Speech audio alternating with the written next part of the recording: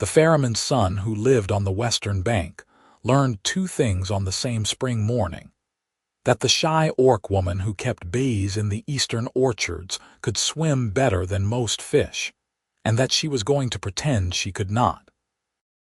Matthias Emery had been hauling travelers across the ford since he was 12 years old, working the rope and plank raft his father had built before the arthritis bent his fingers too badly to grip.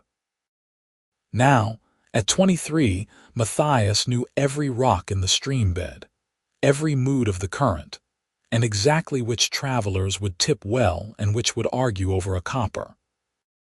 The spring floods had subsided enough that the crossing was possible again, though the water still ran deep and fast through the central channel, and already a small queue had formed on the eastern bank, visible through the morning mist. He was coiling rope and humming an old drinking song when he noticed her. An orc woman, willowy and green-skinned, standing apart from the waiting group with a heavy basket balanced on one hip. Even from across the water, he could see the nervous way she shifted her weight, the careful distance she maintained from the human travelers. She wore a simple brown dress with the sleeves rolled to her elbows, and her dark hair was bound back with what looked like a woven grass cord. Small tusks curved up from her lower jaw, and her pointed ears twitched slightly as she watched the water. Matthias was about to shove off and begin the day's crossings when the woman set down her basket, glanced around, and walked upstream along the bank until she disappeared behind a stand of willows. Curiosity, his mother always said, would be the death of him. Matthias left the raft tied and followed the western bank until he had a clear view through the trees. What he saw made him grin despite himself. The orc woman had waded into a quiet pool above the rapids, and she was swimming.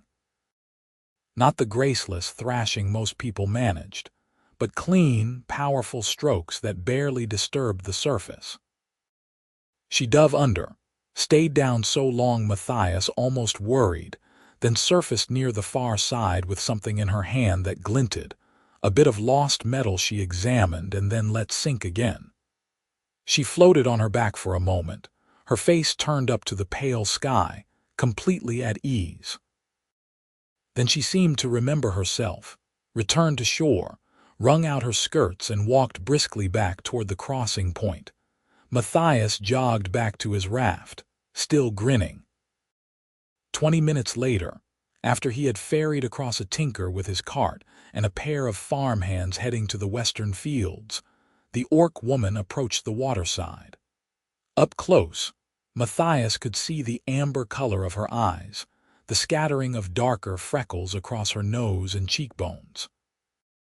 She was taller than average for a human woman, but not remarkably so, built long and lean like a sapling.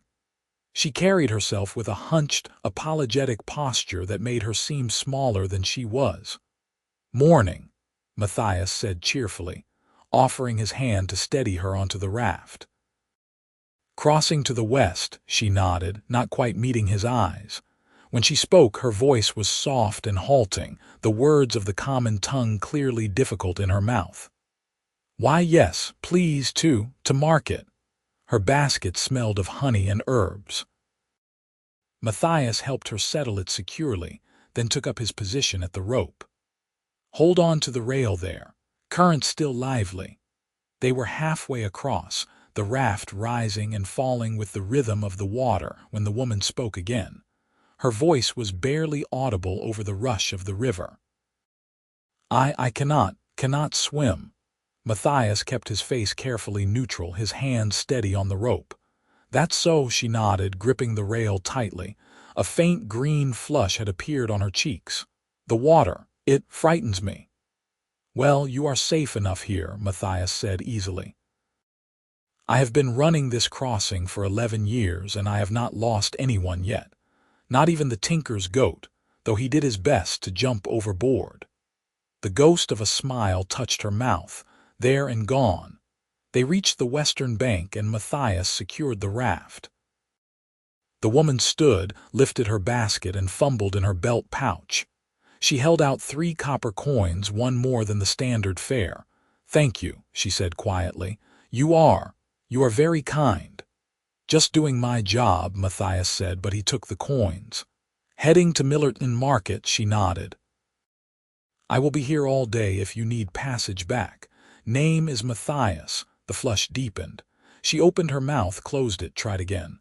Lyra. Roth. "Pleasure to meet you properly, Lyra Roth." He watched her walk up the path toward the road, her shoulders hunched as if expecting stones. Then he pushed off to collect the next traveler, whistling. That night, over supper, he told his father about her. "Orc girl with the bees, you mean?" His father spooned stew into his bowl with careful, crooked fingers. "Lisa's old Gareth's orchard land, the plot that backs onto the hedge maze. Keeps to herself, mostly. Saw her at market once trying to sell honey. Some fool boys were mocking the way she talks." Matthias felt an unexpected flare of anger. "She speaks fine. She stammers, boy, badly from what I hear. Trade tongue is hard enough for orcs without a speech trouble on top of it." His father gave him a knowing look. "Why the interest?" "No interest. Just, she seemed nice, scared of the water." His father snorted. "Scared, sure." Over the following weeks, Lyra became a regular at the crossing. She came to market every 5th day, always carrying her basket of honey jars and bundles of herbs, always timing her arrival for early morning when Matthias had few other customers. And always, she would pause before stepping onto the raft and say in her soft, stumbling way that she could not swim, that the water frightened her, that she was grateful for his help. And Matthias, who had seen her dive like a kingfisher and glide like a river otter, said nothing. He began to wait for those mornings, began to look forward to the way she would relax slightly once they were underway, the way she would sometimes venture a comment about the weather or the wildflowers blooming on the banks. Her words came slowly, with long pauses and frequent stops and starts, but he learned to wait them out, to never finish her sentences or hurry her along. He learned that she had been leasing the orchard for 3 years, that she had 17 skeps and was hoping to add more, that she made a salve from comfrey and beeswax that was very good for burns, that she had lived in the valley for 5 years, having come from somewhere she would not name and did not wish to discuss. He learned that she was 21, that she could identify any bird by its call, and that she had a low, genuine laugh that she tried to hide behind her hand. What he did not learn was why she pretended to fear the water. The puzzle of it charmed him. He was not falling in love, he told himself. He was simply intrigued. And if he started wearing his better shirt on market days, and if he began braiding lavender into the rail rope because she had once mentioned liking the smell, well, those were just small courtesies. Summer arrived with its long golden days. The ford shrank to a gentle channel, and Matthias sometimes wondered if Lyra would give up her pretense now that the crossing was so easy. But she did not. She still presented herself as a nervous non-swimmer, still accepted his hand to steady her onto the raft, still thanked him with her eyes downcast. He fell the rest of the way in love on a morning in late July.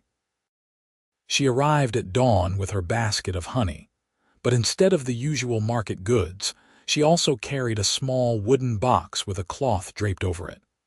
When Matthias raised an eyebrow, she lifted the cloth to show him. A skep, a new bee colony, buzzing drowsily in the cool morning air. "Gift," she said, "for you, for your garden." "I do not have much of a garden," Matthias said, startled. "Just some kitchen herbs my mother put in before she died. Bees will help, the herbs make them stronger." She met his eyes for just a moment, and he saw the warmth there, the careful hope. "I can show you how to care for them," so she did. After the crossing, She walked with him to the little plot behind the ferryman's cottage and spent an hour teaching him about the bees, her stammer fading slightly when she spoke of things she knew well. She showed him how to approach the skep calmly, how to listen to the tone of the hive, how to leave them water and wildflowers. When she left, Matthias stood in his garden surrounded by the hum of bees and admitted to himself that he was gone, absolutely lost, thoroughly besotted with an orc woman who lied to him every fifth day about being afraid of water. He still said nothing about what he had seen. Autumn came, and with it the first nervousness. Lyra mentioned haltingly that her lease was up for renewal at Michaelmas, and that she would have to appear before the tithe court to plead for it. They make you speak, she said. They were midstream, the water running low and clear. In front of everyone, the whole parish, if you see cannot make your case, they can refuse. Can you bring an advocate? Matthias asked. Someone to speak for you. She shook her head. Has to be the leaseholder in their own voice. He heard the fear in her words. When is it? 3 weeks. September 29th. That is plenty of time. Time for what? To practice, Matthias said. He was not sure where the idea came from, but once it arrived it felt right. You could practice your speech, say it out loud, get used to the words. She looked at him with something like wonder. You would listen. Every day if you want. I am here anyway. So it began. Every morning after the early crossings, Lyra would return to the western bank and they would walk a little way upstream to where the willow trees gave some privacy. She had written out her petition on a piece of much-handled paper, the letters careful and square, and she would read it aloud while Matthias listened. The first attempts were painful. She stammered over nearly every word, her breath coming short and panicked. Twice she stopped altogether, her hands shaking so badly the paper rattled. It is all right, Matthias said gently. No one is judging you here, just try again. I see cannot do this. You can, you already are. Day by day it got easier. He taught her tricks his mother had used when teaching him to read aloud in church, back when he had been a nervous boy terrified of the congregation's attention. Breathe before you start. Look for natural pauses. If you stumble, do not go back, just continue forward. He found a stick and tapped out a rhythm for her to follow, a gentle beat that gave her speech a cadence. He had her practice while walking, which somehow loosened the tightness in her throat. He sat and whittled while she spoke, giving her something to focus on besides his face. And slowly, stubbornly, she improved. They fell into other conversations too, in the spaces between practice. She told him about her hives, about the way different flowers made different flavors of honey, about the communication dances bees performed.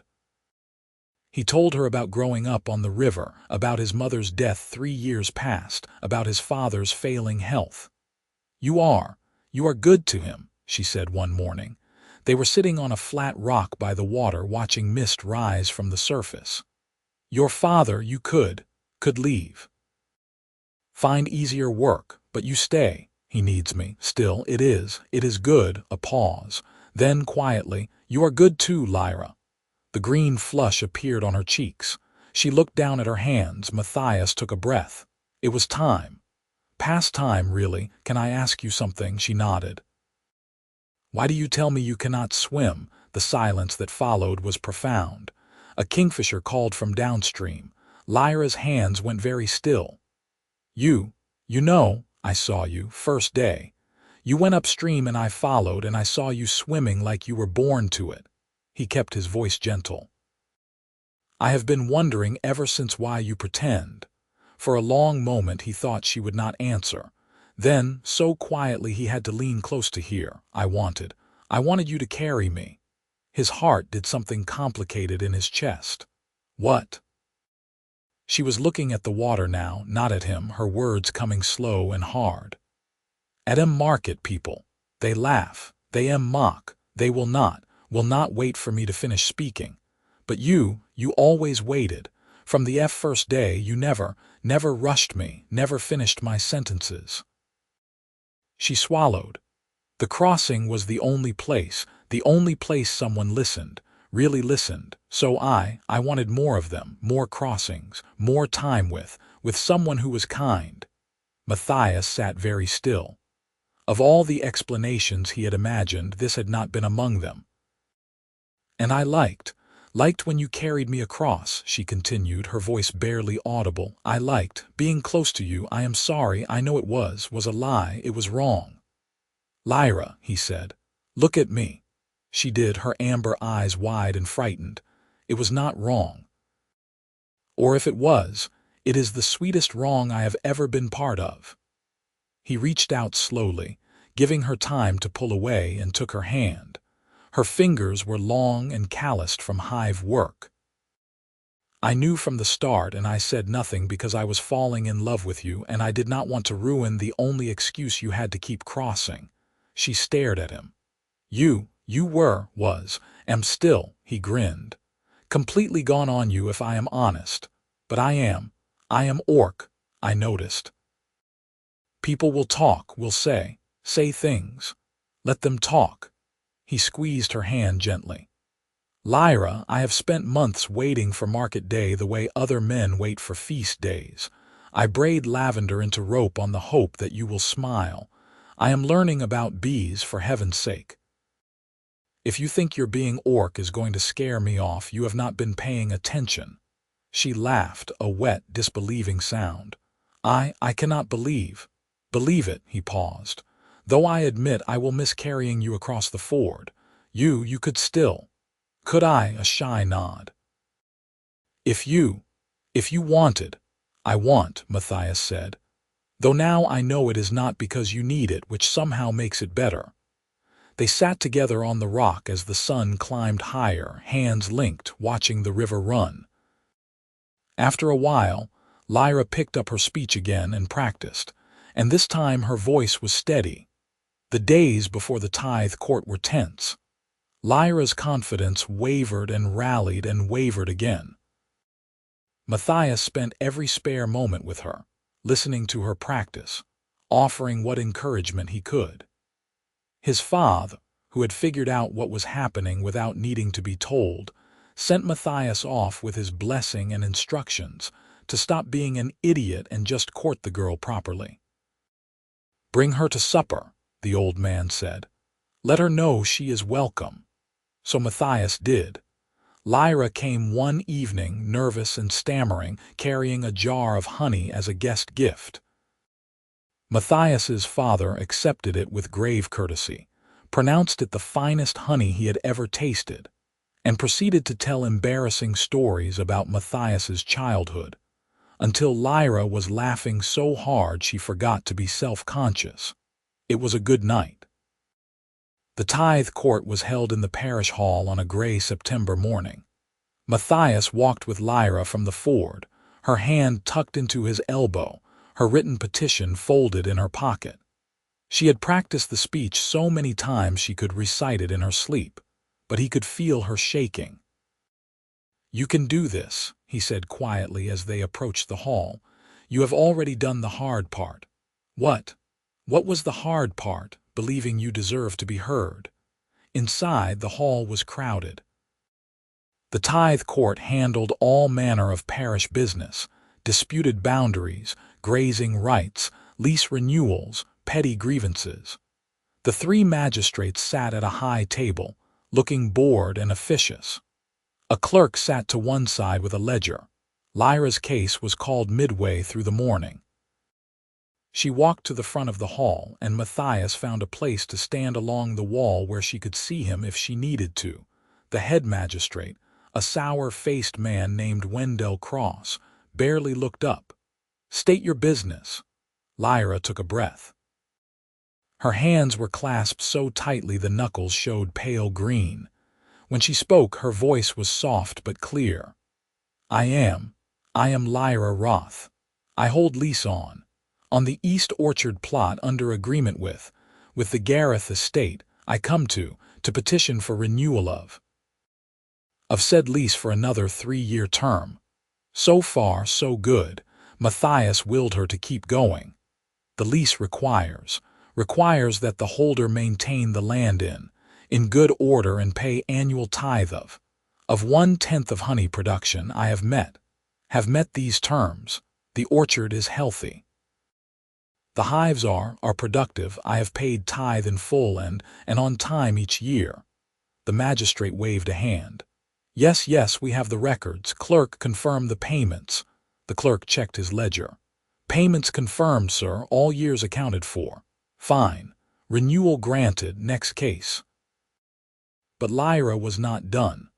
I also wish to request permission to expand. The magistrate sighed. Expand how? This was the part they had worked on most.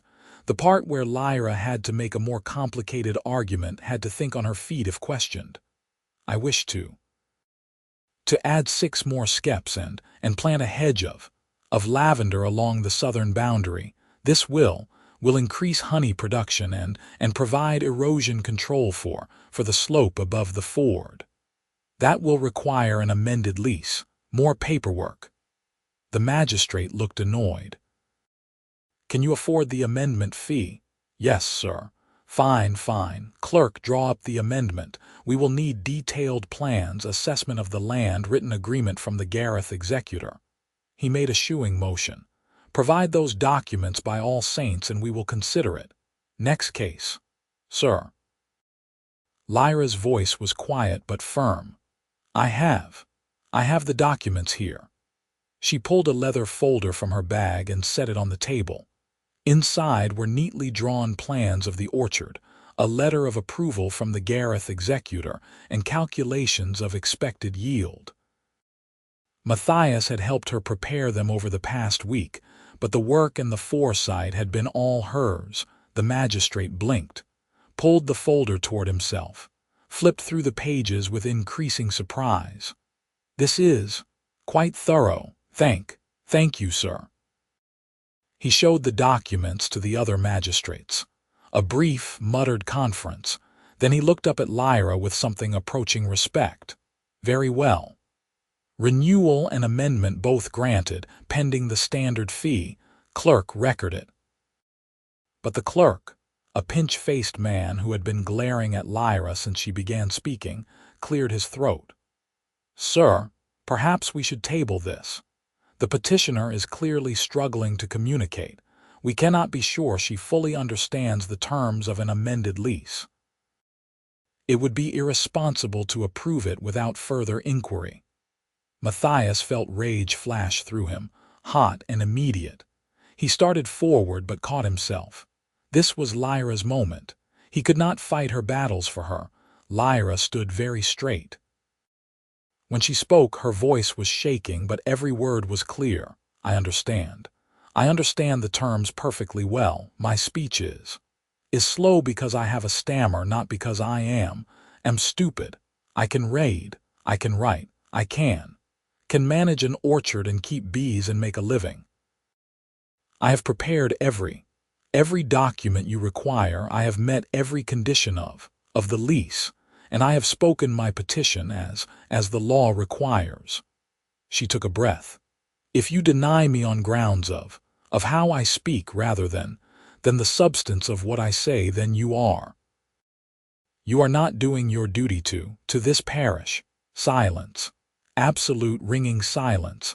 The head magistrate looked at the clerk with cold eyes. Madame Roth is correct.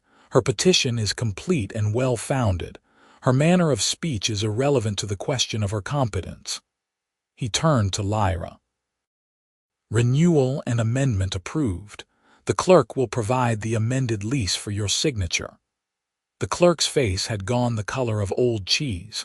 He bent over his ledger without another word. Thank you, sir, Lyra said quietly. She walked back through the hall with her head high. Matthias met her at the door and they stepped outside together. Only when they were well away from the building did she start to shake in earnest, great shuddering breaths that were half laugh, half sob. I did it, she whispered. I did it. You did, Matthias said. He wanted to pull her into his arms, to spin her around, to shout her victory to the sky. But they were in public, and she was orc and he was human, and there were limits to what the parish would tolerate. So he settled for gripping her hand tightly and grinning like a fool. "You were magnificent. I thought I was going to faint, but you did not. You stood your ground and you won." She looked up at him, her eyes bright. "I could not have done it without you. Wrong. You did it entirely yourself. I just listened while you practiced. That was everything." They walked back toward the ford slowly, neither wanting to rush. The day had turned fine, the sun breaking through the clouds, and the valley spread below them in a patchwork of fields and hedgerows and golden orchards. "Matthias," Lyra said after a while, I need to tell you something." "All right. When I came here, 5 years ago, I was running from an orc settlement in the north. They wanted me to marry someone I did not love, someone cruel, so I left." She spoke carefully, as if the words still had the power to hurt. "I thought I would always be alone. That no one would want someone like me, someone who talks the way I do. Then they were fools, maybe, but I believed it, and then I met you, and you never made me feel broken." She stopped walking, turned to face him. "I love you. I have loved you since the day you braided lavender into the rope and pretended not to notice me noticing." Matthias felt his throat tighten. "I love you too, have for months, was just waiting for the right time to say it. Is this the right time?" "I think so." He kissed her there, on the road above the valley, with the autumn wind stirring the hedgerows and the sound of bees humming in the distance. She tasted like honey and sunlight, and when she pulled back, she was smiling. "So," Matthias said eventually, "does this mean you are going to stop pretending you cannot swim? Maybe, or maybe I will keep asking you to carry me. I can live with that." They returned to the ford hand in hand. Matthias's father took one look at their faces and nodded approval. Over the following weeks, as autumn deepened into winter, they made no particular secret of their courtship. Some people disapproved, certainly. A few refused to use the ferry if Lyra was present, but more people than Matthias expected were kind. The vicar's wife bought extra honey.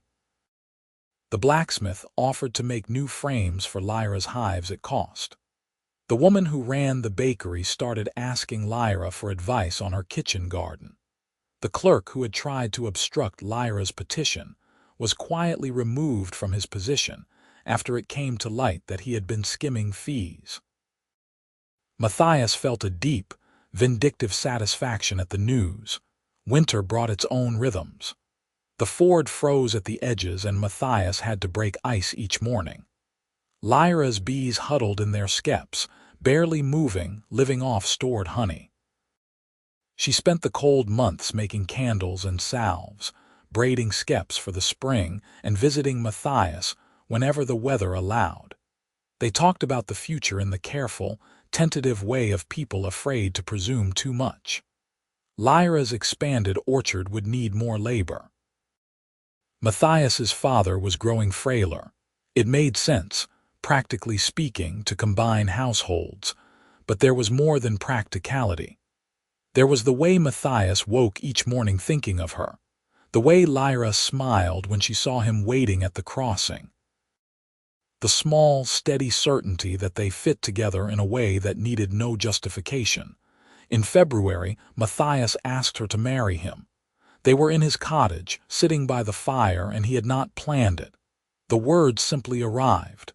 "Marry me," he said. Lyra looked up from the skep she was mending. "What? Marry me? In the spring, when the orchard blooms.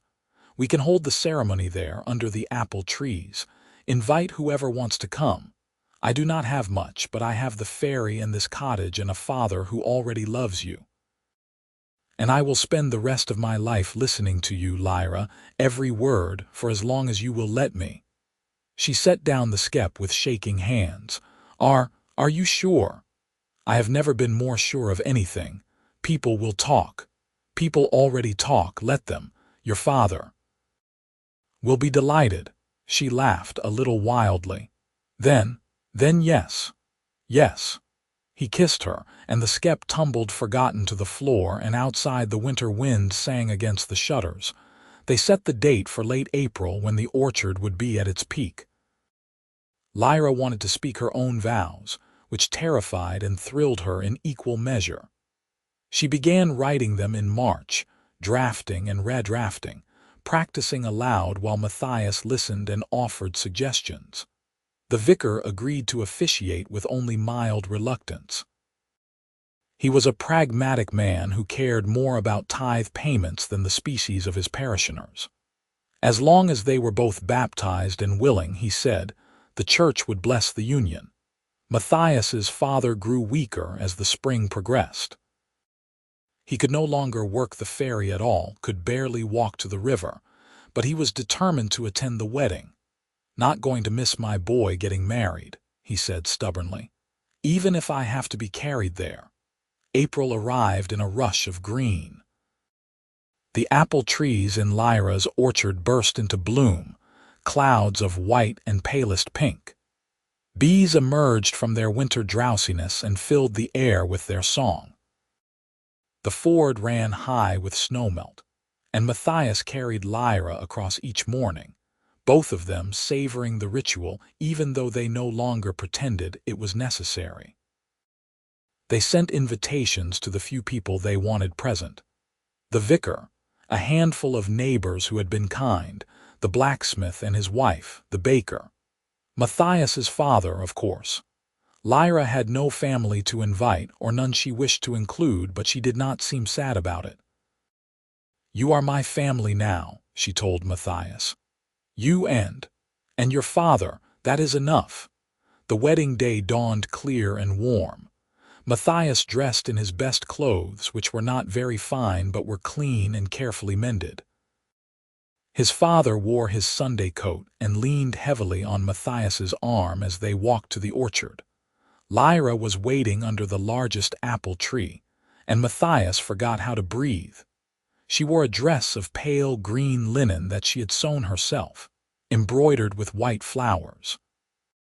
Her hair was loose around her shoulders, woven through with apple blossoms.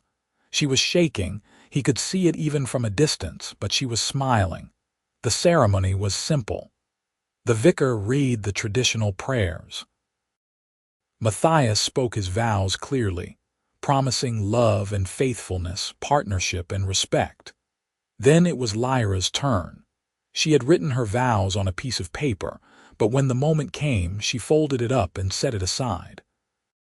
She looked at Matthias and then at the small gathering of guests and spoke from memory. I was afraid for so long, afraid that my voice was not enough, that I was not enough.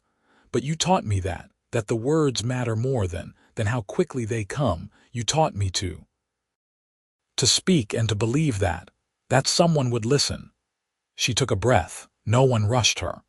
"I promise to love you with everything I am, to be your partner in work and in joy, to listen to you the way you have listened to me, to build a life with you here in this valley under these trees."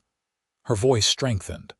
"I promise to carry you the way you have carried me, not across water but through whatever comes, and I promise that I will never stop being grateful that you saw me swimming that first morning and you said nothing, and you let me keep asking you to carry me across anyway." There was a ripple of laughter, soft and fond. Matthias was grinning through tears. "I love you," Lyra finished. "I will love you all my days." The vicar pronounced them married. Matthias kissed his wife under the apple blossoms while bees hummed and the small congregation cheered. His father was crying openly, dabbing at his eyes with a handkerchief. They had honey cakes and cider, and the blacksmith played a fiddle, and for a few hours the orchard was full of music and laughter. As the sun began to set, the guests drifted away, offering congratulations and well wishes. Matthias's father kissed Lyra on the cheek and told her she was the daughter he had always wanted, then let Matthias walk him home. When Matthias returned to the orchard, Lyra was sitting under the apple tree, her shoes off, her face turned up to the sky. "Hello, husband," she said. "Hello, wife." He sat beside her, took her hand. "You were amazing today, that speech. Lyra, you did not even need your notes. I was too nervous to read them, so I just spoke. It was perfect." They sat in comfortable silence, watching the stars emerge. An owl called from the hedgerow. The river murmured in the distance. "What happens now?" Lyra asked softly. "Now we live," Matthias said. "We work the ferry and tend the bees and grow old together. We figure it out as we go. That sounds good." Spring turned to summer. They fell into a partnership that felt inevitable, each supporting the other's work. Matthias took over the ferry entirely, and Lyra managed the orchard and expanded her hives as planned. The lavender hedge she planted along the southern boundary grew fast and strong, and by midsummer it was blooming in great purple drifts that the bees adored. The honey that year was exceptional. Lyra took it to market and sold every jar, and with the proceeds she commissioned a bridge. It was not a grand structure, just a simple wooden bridge across the narrowest part of the ford, but it was sturdy and well built, and it meant that people could cross even when the spring floods came. The parish contributed half the cost after Lyra presented her proposal to the tithe court, speaking clearly and without notes, and the rest was funded by her honey sales. Matthias pretended to grumble that she was putting him out of business, but he was secretly proud. The ferry was hard work, and he would not miss it when his father finally passed, and he could retire the raft. In fact, his father passed peacefully in his sleep just after harvest, with Matthias and Lyra both at his side. They buried him in the churchyard, and Lyra spoke at the service, her voice steady, talking about the kindness of a man who had welcomed her without hesitation. Matthias held her hand and grieved, but there was comfort in knowing his father had died happy, surrounded by family. The cottage became fully theirs. They settled into it together, making small changes, adding Lyra's touches to Matthias's spaces. She built a workshop for her hive work. He expanded the kitchen garden. They adopted a half-wild cat that appeared one day and refused to leave. Winter came again, and in the cold months Lyra told Matthias she was pregnant. He cried. She cried. They held each other by the fire and talked about names and futures and how terrifying and wonderful it all was. The baby was born in late summer, a healthy, squalling girl with her mother's green skin and her father's brown eyes. They named her Fenna, and she was the loudest, most determined creature Matthias had ever encountered. Lyra took to motherhood with the same quiet competence she brought to everything. She nursed Fenna while explaining the workings of the hive, as if the baby could understand. She sang old orcish lullabies that Matthias did not know the words to but loved the sound of. She worried constantly that she was doing it wrong, and Matthias reassured her constantly that she was doing fine. Fenna grew. Learned to crawl, to walk, to talk in a tumbling mix of orcish and trade tongue. She was fearless and curious, always underfoot, always asking questions. Matthias built her a small toy boat and she sailed it in the ford for hours, shrieking with delight. 2 years later, a second daughter arrived. They named her Dara, and she was quieter than her sister, more thoughtful, content to sit and watch the bees for hours. Matthias gave up the ferry entirely. The bridge had made it redundant, and his time was better spent helping Lyra with the orchard and the children. They hired a local boy to help with the hives during the busy season, and Lyra taught him patiently, never hurrying his questions.